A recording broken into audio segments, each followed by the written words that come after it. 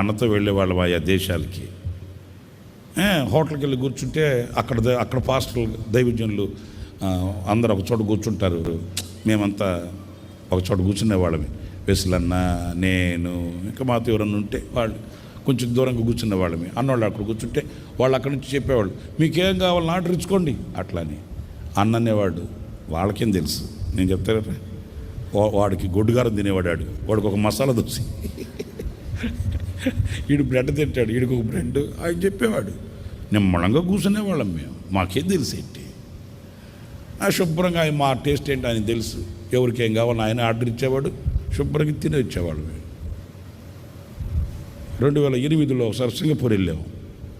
వెళ్తే కూర్చుంటే ఆయన అట్లాగే మిల్టన్ లాజరస్ గారు, మీకేం కావాలని ఆర్డర్ ఇచ్చుకున్నానా అన్నాడు. వాళ్ళకి ఏం కావాలి నాకు తెలిసిన ఉండి పాస్టర్ గారు అని ఆర్డర్ ఇచ్చాడు.